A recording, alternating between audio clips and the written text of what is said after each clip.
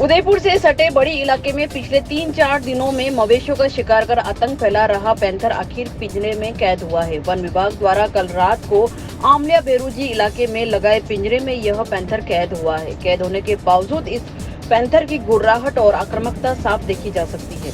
पिछले कई समय से पैंथर ने इलाके में दहशत फैला रखी थी और कई ग्रामीणों के बाड़े में बंद मवेशियों का भी शिकार कर लिया था। वन विभाग ने पहले 2 अलग अलग पिंजरे लगाए थे, लेकिन पैंथर वहां कैद नहीं हुआ और कल आमलिया बेरुजी इलाके में लगाए पिंजरे में यह कैद हो गया, जिससे अब सुरक्षित स्थान पर छोड़ा जाएगा। पैंथर के पकड़ में आने के बाद ग्रामीणों ने भी राहत की सांस ली। पैंथर को बड़े समस्या के बाद पकड़ा गया है। इसने कई जानवरों का शिकार किया है, प्राकृतिक स्थिति में रिलीज किया जाएगा और उसके बाद में कई पशुओं का भी शिकार किया है। इसको इसी जगह पे रिलीज किया जाएगा जहाँ प्राकृतिक जगह होगी। उसके बाद में इस पैंथर की पूरी समस्या खत्म हो जाएगी और ग्राम वाले इससे काफी परेशान थे। आप देख रहे हैं इसने कई पशुओं का और कई जानवरों का शिकार किया है। बड़ी ग्राम में ब्रह्मपुरी के पीछे अमली वाले मोहल्ले में इस पैंथर को पकड़ा है। बहुत ही भयंकर स्थिति में है। मैं मदन पंडित, बड़ी सरपंच। आज सुबह जानकारी मिली एक पैंथर पिंजरे में रेस्क्यू हुआ है। कल रात को फॉरेस्ट विभाग की टीम ने एक पिंजरा ब्रह्मपुरी के पीछे अमली वाले मोहल्ले में लगाया था। वो पिंजरा रात को लगाया था और सुबह पैंथर की जानकारी मिल गई कि अंदर रेस्क्यू हो गया है। उस पैंथर ने बड़ी क्षेत्र में कई पशुओं को शिकार बनाया है, जिसमें छोटे पशुओं के बछड़े, बकरियाँ और कई प्रकार के जानवरों को, जिसमें कुत्ते और लोमड़ी जैसी कई जानवरों को भी शिकार बनाया गया है। तो मेरा निवेदन था कि वन विभाग की टीम इस प्रकार के सहयोग कर रही है। उनके पूरी टीम के साथी आते हैं, पिंजरा लगा के जाते हैं, लेकिन पिंजरे में हर बार पैंथर को पकड़ने के लिए बकरी की व्यवस्था की जाती है, लेकिन ये सहयोग हम लोग करते हैं, हमारी टीम करती है, स्थानीय गांव के लोग करते हैं, लेकिन फॉरेस्ट विभाग से बकरी की व्यवस्था नहीं की जाती है।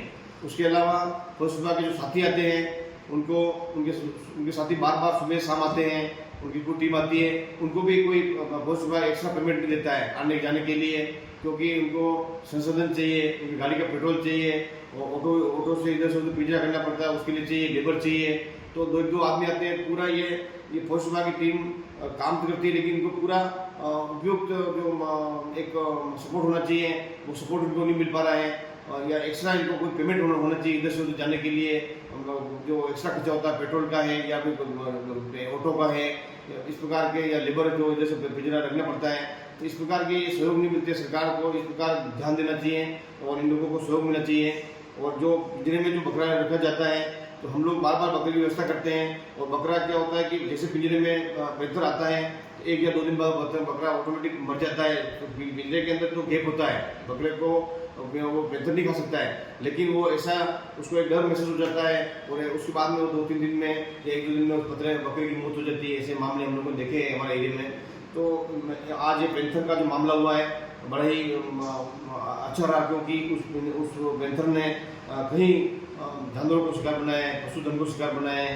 तो आज हम लोगों में एक बहुत खुशी की लहर है कि इस पैंथर ने जो अंजाम क्षेत्र में कर रखा था, उसका हमें शांति महसूस हो रही है। लेकिन मैं मानता हूँ ये दूसरा पैंथर था। इससे पहले एक पैंथर को पकड़ा गया था, तो क्षेत्र में पैंथरों का बड़ा ही आतंक है। अभी तक जानकारी मिली है, तो हमले में ही नहीं लेता हूँ, अभी तक शायद 5-6 या छोटे मोटे उनके शावक जो होते हैं या फिर बड़े हैं, बहुत घूम रहे हैं। इसके लिए सरकार को अलर्ट रहना चाहिए, फॉरेस्ट विभाग को अलर्ट रहना चाहिए और पूर्ण संसाधन की व्यवस्था कराएं, जिससे हम लोगों को भी सुविधा मिल सके। और हम भी इनको सहयोग कर रहे हैं, लेकिन गांव वाले कब तक सहयोग करेंगे? तो आप थोड़ी इस मीडिया के माध्यम से, और मैं इस अपनी बात को आप सामने रखता हूँ कि आप इस पर गंभीरता से निर्णय लें और इनको भी सहयोग करें, फर्स्ट के जो बंदर इनको भी सहयोग करें, और जो हम लोग वैद्यों को पकड़ने के लिए जो बकरा चाहिए उसके भी हमें सहयोग करवाएं, क्योंकि हम लोग इस प्रकार का कुछ करते हैं तो ये भी एक जानवर है, तो उसका हम कब तक इसकी बलि करते रहेंगे। तो इसलिए मेरा निवेदन है कि आप इसमें थोड़ा ध्यान दें। बहुत बहुत धन्यवाद।